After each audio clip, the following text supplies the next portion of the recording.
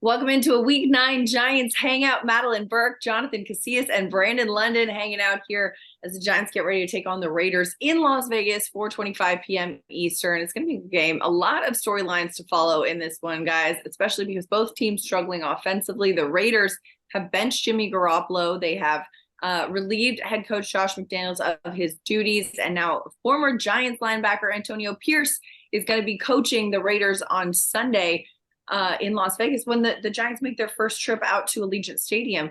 What's the storyline that stands out to you guys right now? I think AP taking over, Antonio Pierce taking over, and then playing his former team the first week. I think that's something to pay attention to because as players, right, it looks you can hear the frustration in the Raiders' voices. I watched the game on Monday. They looked like they were out of the game early in the game, and they still were actually in the game. You know, they didn't look like a team that was cohesive and that was together. And then now, you know, that was huge decisions that they made. Head coach, GM, and then your quarterback basically getting benched. That does something for a team. It's either going to go one way or the other. It's either going to revitalize them and cause a spark, or they're going to quit. I don't think it's going to be that one. I don't think it's going to be a quit. I think it's going to be a revitalized type of energy and of okay, and B, us defensive guys, we don't try to complicate things. We're just going to be simple. You know what he's going to do? He's going to give the ball to Jacobs, and he's going to give Adams his targets. That's exactly what's going to happen this week. So I think the players are going to be happy, and you're going to get a different Raider team this week than I think we've seen in the past. Yeah, and I think that's going to work for them. I think the Raiders are in a position to where they're just looking at it. We just want to go out and play football. We don't want any of the extra nonsense behind it, but we just want to go out, simplify things because it's football. And when you hear things about Josh Daniels, and you hear like some of the reports about him not getting along with the players, or some of the players thinking that the X's and O's are just too much, trying to complicate things. You wonder if he came in there and he was like, you know, I'm a Belichick disciple. We're smarter than everyone. And the way we do things, the Patriot way, we like to X, Y, Z motion, flip the Devontae Adams is just like, bro, I don't need to do all that. Just give me the ball. Just give me my targets. Get me the rock. Yep. So I think you're going to see something where AP is just going to come in, simplify it, get these guys emotionally invested in not only playing this football game, but back to playing for each other because they're still in the hunt. So you're going to see that. And when we talk about Antonio Pierce, I was with him my rookie year. 2007 was my rookie year. AP, Michael Strahan, I clung on to. Plaxico I clung on to. Antonio Pierce was another guy. He was drafted in the 8th round, as we undrafted guys say. Yes, sir. And he would always make sure that he'd kick me in the butt if he saw me slacking on special teams. He saw me walking around talking too much trash with Jabril Wilson, like we did all the time, like walking around like thinking my stuff don't stink. Like AP always kind of helped keep me in check, and also got to hang out and party with him sometimes too. So that was fun. But I remember in 2016 when I first got the Giants TV job, Madeline, our first year, I was at the cigar bar in Hoboken where a lot of the players had come back for the reunion of the 10-year reunion of 2017. A lot of those guys are there. And that was when he was kind of getting out of the TV aspect of it. And he didn't like the TV aspect of it because he was telling me, like, you know, sometimes he felt like the producers or people were pushing them too much to just talk about players, you know, the hot topics, hot takes. And he said he wasn't into that. He said he wanted to go back into coaching where he can really make an impact. And that's really what he wanted to do. So when he said that, I was just like, this dude, I'd follow this dude into a brick wall, or I'd follow this guy anywhere, you know. So the fact that he's now getting that shot to be able to kind of show what he can do and how he can galvanize the locker room and become a leader like he is, I think this is great for him. It's kind of bittersweet because he's going up against the Giants, yep. But that's what the football gods do, man. They give you the opportunity when you least expect it. And, you know, it's like good luck to him. Yeah. And it's going to be an opportunity for him and for this Giants team too. And his first stamp, of course, AP's first stamp is saying, all right, we're going to put Aiden O'Connell in to replace Jimmy Garoppolo at quarterback. And that's going to be an interesting thing because as a player, right, as these Giants players look to scout the Raiders and what the Raiders do and what the Raiders are good at, changing a quarterback is a significant move, but changing to a rookie quarterback that you don't have a lot of tape on, also a significant move. Do you go back, you watch the Purdue tape? Do you, I mean, how do you prepare for what this team is going to look like, considering how many changes the Raiders have? How does this Giants team prepare for the Raiders? Because this isn't last week's Raiders.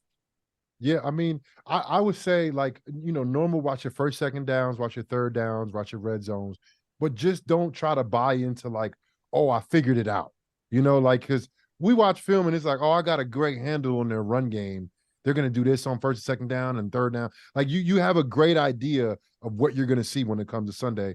I would say just have an open mind watching film and just Like, know that whoever this quarterback, go ahead. Are you still watching the same amount of film, considering the coach is different, the quarterback is different? Like, is it the same team? Are you No, conceptualizing the it's team? not. But that's what I'm saying. You got to have an open mind, because, like, what are you going to do? Go watch the first couple weeks? You might go back and watch the first couple weeks, because if they were doing stuff that worked for them early, they're going to go back to that.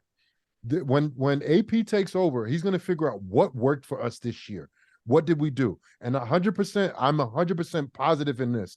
He's going to run the football. Take the ball out of the young quarterback's hands, put it into last year, the best running back in the league last year, and Josh Jacobs. But to go back to Aiden O'Connell getting the start, Jimmy G bench. You also mentioned Mick Lombardi, offensive coordinator, was fired. Bo Hardegree, the quarterback's coach, will be calling the game for the first time. If I'm Wink Martindale, I don't care how predictable they think they're going to be. I'm sitting there with the Birdman hands, sitting there feeling good about it right now, because the only person that can beat you in that offense is Devontae Adams. You can run the ball all you want with Josh Jacobs, and I understand he was last year's NFL leading rusher, but that was last year's news. The Giants used to have a problem with stopping the run game, but that was 4 or 5 weeks ago news. You talk about a Giants defense that's been playing lights out, held Breece Hall in the run game, held Brian Robinson Jr., those guys in the run game. So there's a lot of things the two things that the Raiders offense has for them: a generational talent when it comes to just a guy you could throw the ball up to, and a really good running back. But the Giants are going to be able to neutralize at least one of those. They can control what they neutralize on, and that's stopping the run. Force this dude, Aiden O'Connell, to throw. And you saw what Wink did with Sam Howell. He blitzed the mess that went cover zero on them boys. And you still had Terry McLaurin. You had Johan Dodson and Curtis Samuel on the outside. I just look at it. Maybe you can't go cover zero on this one, JC, because you're going to have to help Tay Banks out with Adams over there, but I think they're going to blitz him, try and move him off his mark, trying to get at him, because he's yet to put anything on tape that can show that he can beat you and Bo Hardegree at the same time. Maybe it's your first time calling a game, but Wink Martindale, he's got a lot of reps, lot of film study reps underneath his belt. I think he finds a way to neutralize that offense. And then now we can talk about the Giants offense. It's going to be on them again, but it's going to be on them to go out and perform. Well, and you mentioned Devontae Adams, though. In the last 4 weeks, he hasn't had a touchdown since week 5. He's averaged 35 receiving yards per game since week 5. And I mean, he was up, almost 100 yards per game, 3 touchdowns in the first 4 games this season. So clearly, that's why a lot of these changes were made. 35, JC. That's very B Londonish. That's very possession Joe Jaravicious B London. That's Montreal Alouettes legend Brandon London numbers. I don't know, 35 up there. We was getting 100. Okay. Like, yeah. 100. Look what Giannis say? 100 piece. A honey bun. And AP, the coach, he's gonna understand, because he's a player. He's also a defensive player. He understands that it's a player-driven league. Like you have to get the ball to your best players. Yeah. Right? Yeah. I don't think it's going to be hard to see what they're going to do, Nope. And I don't think not to see what they're going to do, but I think it's going to be hard to actually stop them. Like if you throw the ball to Devontae Adams 15 times and he's single covered for half of them, that's a dangerous game. because that dude can get open against anybody. Anybody. But And that's the thing. You can double him. You don't have to blitz this game, JC. That their offensive line is not that strong. You I can get get you. I hear after you. this kid. But that's what the identity for the Giants have been. And that's the thing. The overall identity for the Giants, for the whole team, that's questionable. But the identity for the defense, I don't think you got to question that. They've been kind of, like you said, when they got clutch against the Commanders, zero blitz, zero. I'm not expecting that to happen, but you got to mix it up. Just like on offense, you got to mix it up. Like, don't zero blitz when they know you're going to zero blitz. Look like you're zero blitz and then double Devontae Adams. Like, don't be predictable, because even a guy like Aiden O'Connell, who has very limited experience, if he sees, okay, they're blitzing me, oh, he's one-on-one. That's not hard to read that at all. But if you throw him a little curveball, so he's like, oh, they're blitzing me? Okay, cool. Let me get this ball out. Oh, he's double covered. Now you have a guy that's second guessing stuff, right? Elite quarterbacks have problems with great disguises, So just don't be predictable, offense or defense. But the defense does have an identity. I don't expect them to get away from that.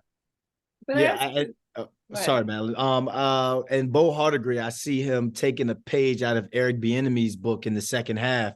They started to roll the pocket, move the pocket against that cover zero to give Sam Howell a little bit of time. That cuts off the backside of the routes, but at the same time, they had some little funky route combinations. And you got a mobile quarterback that can do things with his feet as well. Yeah. So if you want to protect the young guy, the young rookie, that's the way to do it. But always, if you're going to do that, blitz to the side or try and keep him from rolling to the side where Devontae Adams is, because he's going to roll to that side to keep him within the route concept, keep him in play. You don't want to roll away from him with him on the backside. Then you can't get him the ball on whatever route he runs. But I think most importantly, like when you look at the Raiders offense and any offense going against the Giants, you have to say, how do we stay away from number 97? Oh, that has to be the first question you ask. And here's another impactful part too, because number 97 has been a game wrecker. Last week he was like PFF Player of the Week, what have you. But his bestie just got traded to Seattle. That's a big impact right here. Monday, right the day before the trade deadline, Giants traded Leonard Williams to the Seahawks. So 97 at the nose is going to be game record. 99 is not there anymore. How will that affect him? I mean, they talk about this all the time where they have this like unspoken language where they just kind of know where the other one's going to be. And that really helps, and especially the pressures. Without Leonard Williams in this defensive front, they got a lot of talented players, right? We've seen guys like Ashawn Robinson or maybe the rookie Jordan Riley and rotated through there. But who's going to fill that void? How will this Giants defense look without Leonard Williams? I said it earlier today. If you're still in that locker room for the Giants, you beat the business. Don't let the business beat you. If you were one of the ones who weren't traded away, you beat that side of the business. But don't let the business beat you in terms of you don't play up to your ability because your boy got shipped away, or you let the business of what the Raiders just did, the switch up and coaches and throwing something funky at you and having to match their energy and the motivational speech that AP is gonna give them. Don't let that business side of it beat you. I love Leonard Williams. Leonard Williams did some great things and stuff here, but 97 drives that interior of the defensive line. 97 is still going to get double teamed. So Ashawn, Nacho, Jordan Riley, who hadn't played that much but looked good during the preseason and I think had the sack against the Cowboys. I'm not 100% sure, but that spot right there, if you're Ashawn, if you're Nacho, if you're Jordan Riley, you're looking at that with a dollar sign. I've got a chance to go in and be a full-time starter at that spot. So I'd go to Dexter, be like, look, man, I ain't got the hair. I ain't from USC or nothing, but I'm about to get active with you because I got a family to feed and all at that same time. So you can mourn Leonard Williams going. All of us, we're happy for him because we got relationships with the players like that. But JC, you get that opportunity, you get that call up, you're not looking back. Kid got to eat. Daycare is expensive these days. No, but you're right. Look, you can't replace Leonard Williams with one guy. Yeah. I don't think there's another Leonard Williams on this roster, but a collective effort and then also defensive strategy as well. 97 is going to demand a double team. What he's done the last few weeks, if you don't double team, you're foolish. You're foolish. So whoever plays opposite him, they're not going to receive the attention. Even with Leonard being out without Dexter, you're not going to receive the attention because Leonard was so good. So there's opportunity, like you said, to flourish. There's opportunity to kind of backdoor some plays and maybe be forgotten. I mean, if you're in the right spot, to play a land right in your hands. Right That's there. what happens when you have somebody playing at a high level like Dexter Lawrence. Kayvon Thibodeau's now attracting a lot of attention now. He had 3 sacks last week. And the Giants right now defensively, I don't see them taking a step back. They just have an opportunity for somebody else to make plays at that position. But we got another game on Sunday, Giants Raiders in Las Vegas.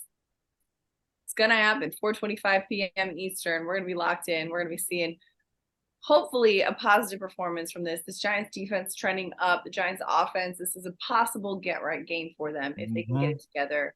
Cannot wait. But you know what? Either way, win, lose, or draw, we'll be back here next week with more in the Giants Hangout.